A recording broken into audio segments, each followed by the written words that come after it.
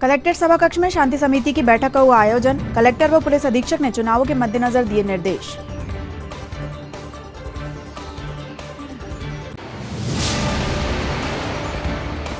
शहर में 2 स्थानों पर आग लगने से मची अफरा तफरी। फायर ब्रिगेड ने तत्परता से पाया आग पर काबू।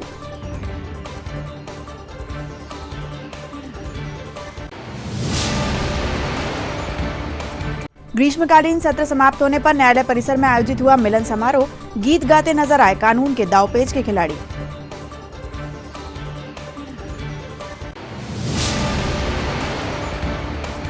और सेन समाज के सदस्यों ने कलेक्ट्रेट पहुंचकर सौंपा ज्ञापन। बागेश्वर धाम के धीरेन्द्र कृष्ण कुमार शास्त्री के बयान पर दर्ज कराया विरोध। नमस्कार, स्वागत है आपका सिटी हलचल में। अब तक की तमाम खबरों के साथ मैं कोशिमा और अब देखते हैं खबरें विस्तार से। त्रिस्तरीय पंचायत चुनाव सहित नगरीय निकाय चुनाव को लेकर शांति समिति की बैठक का आयोजन कलेक्ट्रेट परिसर में किया गया। जिला कलेक्टर सौरभ कुमार सुमन ने कलेक्ट्रेट परिसर में शांति समिति की बैठक का आयोजन किया। शांति समिति के सदस्यों ने बैठक में उपस्थित होकर आगामी समय में होने वाले चुनाव सहित कार्यक्रम में जारी आदर्श आचार संहिता का पालन करते हुए कानून के निर्वहन की बात कही। जिले की जो हमारी ख्याति है, जिस चीज़ के लिए ख्याति है, उस पर कोई बट्टा ना लगे।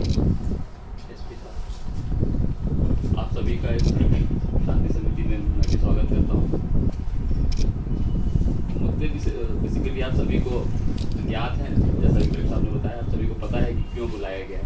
अभी कोई कम से कम इस माह में कोई त्यौहार भी नहीं है, कोई ऐसा पर्व नहीं है जिसके कारण उसके पूर्व शांति समिति आयोजित। एक उदाहरण देना चाहूँगा छोटा सा, उससे मेरी बात स्पष्ट हो जाएगी। मान लीजिए किसी व्यक्ति का मर्डर होता है और वो भोपाल में कोई व्यक्ति है, उसका मर्डर हो गया। अब उसके चाचा होंगे, चाची होंगी, बुआ होंगे, फूफा होंगे, मौसी होंगी, माँ होगी, पिता होंगे, भाई बहन सब होंगे। सब अलग अलग स्थानों में रहते हैं। भाई उसका दिल्ली में नौकरी कर रहा है, बहन उसकी शादी होकर मान लीजिए रीवा चली गई है, कोई उसका चाचा मान लीजिए इंदौर में रह रहा है, कोई लखनऊ में रह रहा है। हर किसी का वो करीबी है, हर कोई उसका रिश्तेदार है। सबको सूचना मिली कि फला का मर्डर भोपाल में हो गया है। तो सब लोग अपने अपने ज़िले में जहाँ वो रह रहे हैं वहाँ पहुँच जाए कि साहब मेरे फला का मर्डर हो गया, FIR दर्ज कर लो। क्या ये संभव है? जहाँ वो रह रहा था वही FIR होगी ना उसकी। उस घटना का संज्ञान वही लेगा जहाँ पर वो घटना हुई है। तो उन सब का ये प्रयास, ये अनुरोध या ये आक्रोश की हमारे फला करीबी व्यक्ति की, फला प्रिय व्यक्ति के साथ कुछ हो गया है। सत्कार परिसर में स्थित रेस्टोरेंट की चिमनी में शॉर्ट सर्किट होने से अचानक आग लग गई, जिससे परिसर में अफरा तफरी का माहौल हो गया। परासिया रोड स्थित सत्कार रेस्टोरेंट की किचन में अचानक आग लग गई। आगजनी में नुकसान नहीं हुआ, लेकिन आग तेजी से फैली। सत्कार रेस्टोरेंट के साथ ही सत्कार ऑटोमोबाइल है, जिसके चलते आग तेजी से फैलती और बड़ा नुकसान हो सकता था, जिस पर ड्यूटी पर तैनात सुरक्षाकर्मी ने तत्परता दिखाते हुए इस पर काबू पाया और फायर ब्रिगेड को फोन किया। 2 फायर ब्रिगेड ने मिलकर आग को बुझाया। इस दौरान ड्यूटी पर तैनात पुलिसकर्मियों ने तत्परता दिखाते हुए बड़ा नुकसान होने से बचा लिया।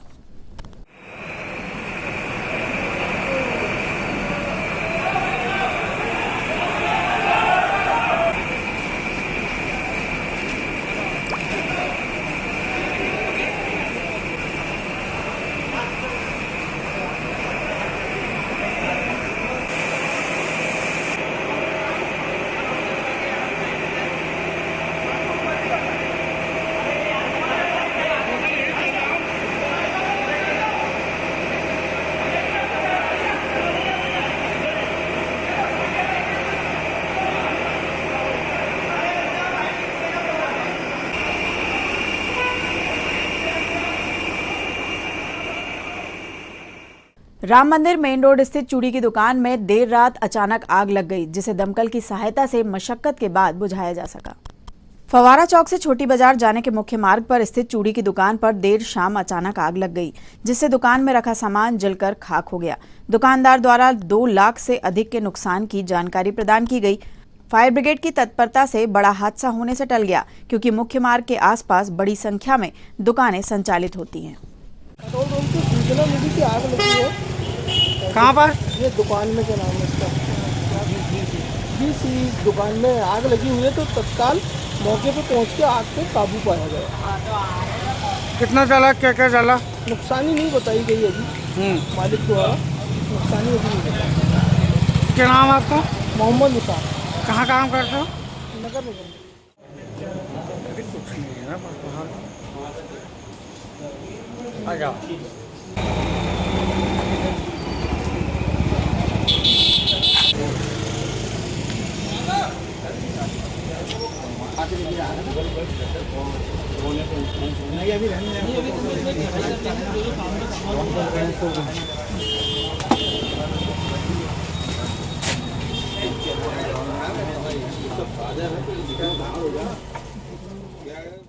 भैया मैं घर में था, खाना खा रहा था तो फोन आया कि अंगार लगी।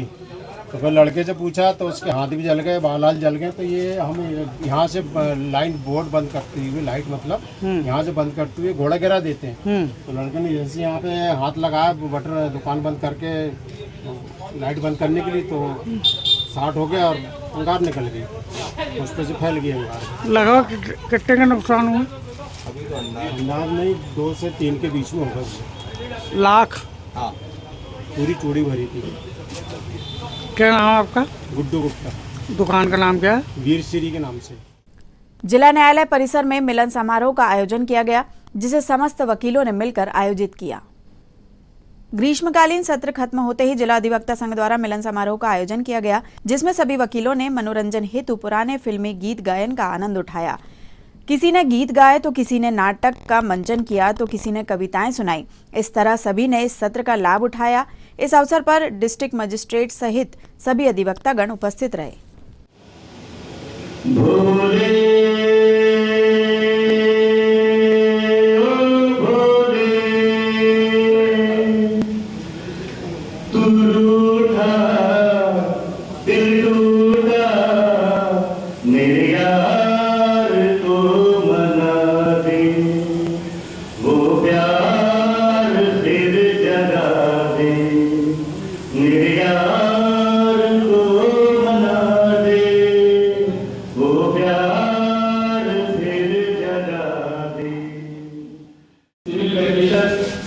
समाप्त होने के बाद मिलन समारोह का आयोजन किया जाता है।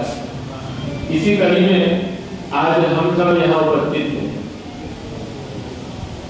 विशेष रूप से जिला न्यायाधीश महोदय का यह आग्रह रहा है कि मिलन समारोह को सिर्फ भाषण तक सीमित न रखा जाए, गीत संगीत गायन प्रस्तुत किए जाने चाहिए। और भाई संगीत श्रीवास्तव जी, नितिन उपाध्याय जी ने जो गीत अच्छे प्रस्तुत किए। बंसगार साहब की शिकायत बिल्कुल जायज है कि इस प्रकार के जब भी कार्यक्रम रखे जाते हैं तो कम से कम एक दिन पहले अवश्य बताया जाए, जिससे अच्छी तैयारी की जा सके। मुझे भी एक गीत पेश करने के लिए साहब का आदेश है। चंचल चितवन धीरे से आए मुस्काना, मुझको न देना जग वालों, मुझको न देना जग वालों, हो जाऊं अगर मैं दीवाना। चंदन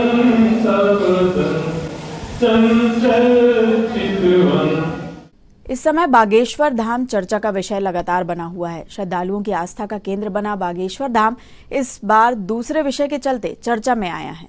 बागेश्वर धाम से समाज के विषय में की गई टिप्पणी के विरोध में आज सेन समाज के लोगों ने कलेक्ट्रेट पहुंचकर ज्ञापन सौंपा और उन्होंने बागेश्वर धाम के धीरेन्द्र कृष्ण कुमार शास्त्री के खिलाफ पहुंचकर कार्यवाही की मांग रखी।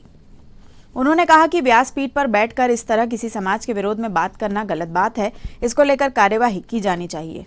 ये बागेश्वर धाम में जो धीरेन्द्र कृष्ण कुमार शास्त्री जी द्वारा आज सैन समाज के विषय में जो टिप्पणी की गई है, इसके हम समस्त सैन बंधु विरोध करते हैं। उनका कहना है कि जो सैन बंधु नहाते नहीं वहाँ नहाई होते। हम माननीय शास्त्री जी से पूछना चाहते हैं कि ये कौन से ग्रंथ या पुराणों में लिखा है कि जो नहाते नहीं, सैन बंधु नहाते जो वो नाई। हमारा उद्देश्य यही कि आप अगर व्यास गाड़ी में बैठे हो तो कुछ ऐसी टिप्पणी ना करें जिससे समाज और जातिवादक बातें ना करें।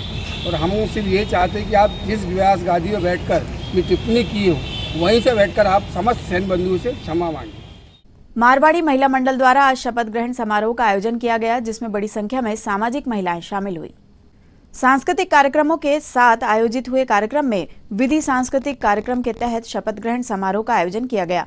मारवाड़ी महिला मंडल का गठन हुआ, जिसके तहत शपथ ग्रहण समारोह का आयोजन किया गया था। कार्यक्रम में शिरकत करने के लिए प्रदेश अध्यक्ष सहित प्रदेश की सचिव ने भी शिरकत की। अखिल भारतीय मारवाड़ी महिला सम्मेलन के तत्वावधान में मारवाड़ी महिला समिति के द्वारा कार्यक्रम का आयोजन किया गया।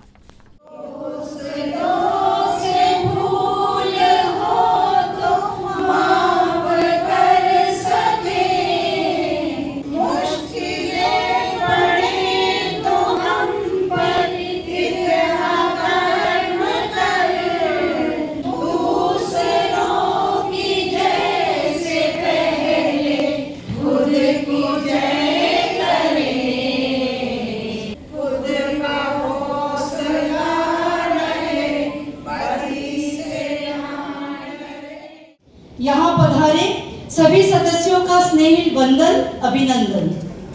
प्रभु ने मानव जीवन दिया, समाज ने दी पहचान है, संगठन कुछ ऐसा है ये जिससे निकलती शान है।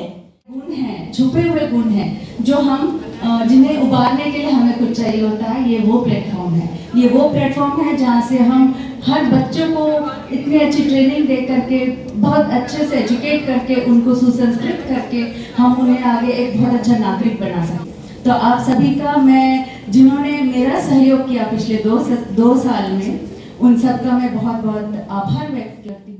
मैं सरोज अग्रवाल, जो ये हमारा मारवाड़ी महिला मंडल है, ये सब समाज को लेके बनाया गया है।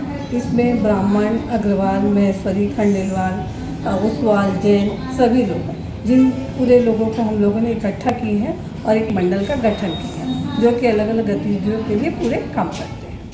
मैं श्रुति कराती, मारवाड़ी महिला सम्मेलन छिंदवाड़ा शाखा की मैं अभी अध्यक्ष नियुक्त की गई हूँ। मारवाड़ी महिला सम्मेलन ये अंतर्राष्ट्रीय और राष्ट्रीय स्तर पर चलने वाला एक संगठन है महिलाओं का, जिसमें महिलाएं हर क्षेत्र में काम करती हैं। अलग अलग समितियां बनाई गई है, अलग अलग इसके प्रकल्प हैं, जैसे बाल विकास हो गया, स्त्री सशक्तिकरण हो गया, स्वास्थ्य का विभाग हो गया, नेत्रदान, अंगदान, इसकी जागरूकता हो गई। ऐसे कई प्रकल्प हैं जिस पर यह महिलाएं काम करती हैं। तो यहाँ पर ये आज गठित हुआ है, ये नया सत्र शुरू हो रहा है और यहाँ पर सभी को जो जिम्मेदारियाँ दी गई हैं वे अपनी अपनी जिम्मेदारी।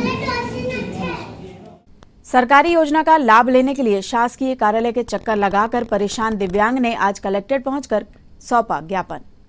कोरोना में अपनी पत्नी को खो चुके व्यक्ति द्वारा परेशान होकर कलेक्ट्रेट पहुंचकर प्रशासन से मांग की गई। व्यक्ति द्वारा बताया गया कि वह दिव्यांग है। कोरोना के दौरान उनकी पत्नी की मृत्यु हो गई है, जिसके बाद से वह लगातार संबल योजना के तहत मिलने वाले लाभ लेने की कोशिश कर रहा है। कई बार आवेदन करने के बाद भी आज तक उसकी कार्यालय में सुनवाई नहीं हुई। आखिरकार प्रताड़ित होकर वह ज्ञापन देकर अपनी मांग रखने आया है। बाना बकोड़ी गाँव का रहने वाला है, तहसील सौसर पड़ता है, जिला छिंदवाड़ा पड़ता है। मेरा जो परिवार है पूरा दिव्यांग परिवार है सर। और मेरी जो पत्नी है वो कोरोना के कारण मर गई, कोरोना में मर गई। और उनका संबल का कार्ड भी है और मेरा भी कार्ड है संबल का, फिर भी अभी तक हमें कोई लाभ दिया नहीं गया, जबकि हमने सभी दस्तावेज सबको दे दिए, एडीएम को दे दिए और तहसीलदार को भी दे दिए और कलेक्टर साहब को भी दे दिए, फिर भी हमारा काम नहीं हुआ। और हमारी समस्या बहुत गंभीर है, जबकि हमारा पूरा परिवार दिव्यांग है सर। हमारे खाने तक की सुई नहीं लगती, कभी कभी तो आधे पेट भूखा रहना पड़ता है, फिर भी लोग ध्यान नहीं दे रहे कर्मचारी। और गाँव के लोग तो भी लिख के भेज देते भी हमारे तक भी समाधान हो गया बोलते, निराकरण कर दिया गया बोलते। किस योजना के तहत आप लाभ लेना चाहते हैं? संबल योजना में कोरोना के और कोरोना भी में कोई लाभ नहीं मिला, जबकि हमारे पास सभी दस्तावेज है, मृत्यु प्रमाण पत्र है, सब है। क्या नाम आपका? मेरा नाम सुनील काले। 18 साल के लंबे अंतराल के बाद संत शिरोमणि आचार्य श्री विद्यासागर जी महाराज का नरसिंहपुर रोड से छिंदवाड़ा आगमन हुआ। शहर में आचार्य श्री की अगवानी के लिए जोरदार तैयारियां की गई थी। जगह जगह स्वागत द्वार लगाए गए थे। लगभग 18 वर्ष बाद आचार्य श्री का छिंदवाड़ा आगमन होगा।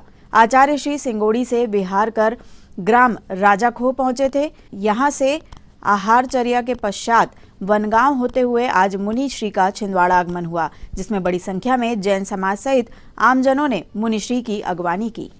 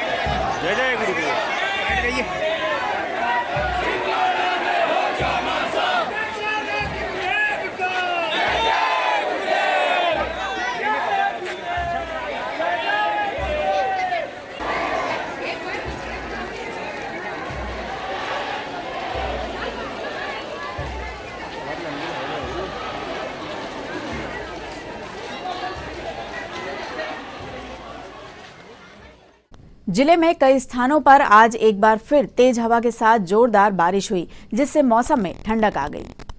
आंचलिक कृषि अनुसंधान केंद्र के नोडल अधिकारी डॉक्टर विजय पराड़कर ने बताया कि 11 से 15 जून तक घने बादल रहने और गरज चमक के साथ तेज हवाओं के साथ हल्की से मध्यम बारिश होने की संभावना है। अधिकतम तापमान 36 से 38 डिग्री सेंटीग्रेड और न्यूनतम तापमान 21 से 25 डिग्री सेंटीग्रेड के मध्य रहने तथा अधिकतम सापेक्षिक आर्द्रता 54 से 71% और न्यूनतम सापेक्षिक आर्द्रता 23 से 33% रहने की संभावना है। आने वाले दिनों में हवा पश्चिम और दक्षिण पश्चिम दिशाओं में बहने एवं 11 से 17 किलोमीटर प्रति घंटे की गति से हवा चलने की संभावना है। भारत सरकार के भारतीय मौसम विभाग पृथ्वी विज्ञान मंत्रालय के जवाहरलाल नेहरू कृषि विश्वविद्यालय से संबद्ध आंचलिक कृषि अनुसंधान केंद्र छिंदवाड़ा द्वारा आगामी दिनों के मौसम को देखते हुए जिले के किसानों को मौसम के अनुसार कृषि कार्य करने की सलाह दी गई है।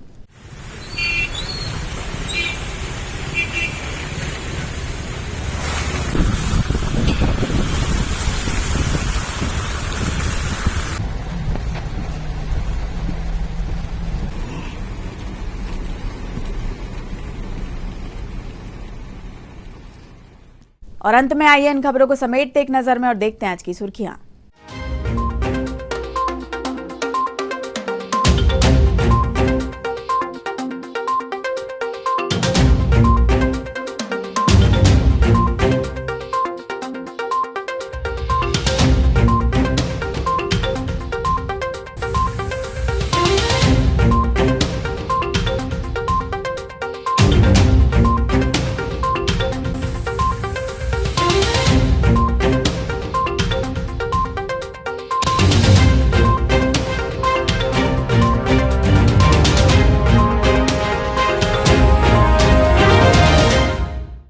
चलते चलते एक बार फिर देख लेते हैं आज की हेडलाइंस। कलेक्ट्रेट सभा कक्ष में शांति समिति की बैठक का हुआ आयोजन। कलेक्टर व पुलिस अधीक्षक ने चुनावों के मद्देनजर दिए निर्देश।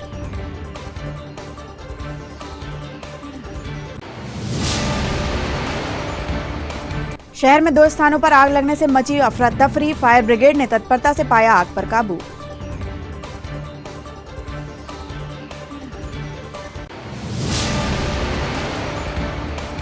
ग्रीष्मकालीन सत्र समाप्त होने पर न्यायालय परिसर में आयोजित हुआ मिलन समारोह।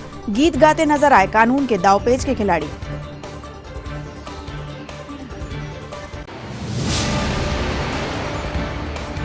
और सेन समाज के सदस्यों ने कलेक्ट्रेट पहुंचकर सौंपा ज्ञापन। बागेश्वर धाम के धीरेन्द्र कृष्ण कुमार शास्त्री के बयान पर दर्ज कराया विरोध। ये तो थी अब तक की तमाम खबरें। कुछ नई खबरों के साथ आपसे फिर होगी मुलाकात। तब तक के लिए हमें और हमारी ग्लोबल टीम को दीजिए इजाजत। नमस्कार।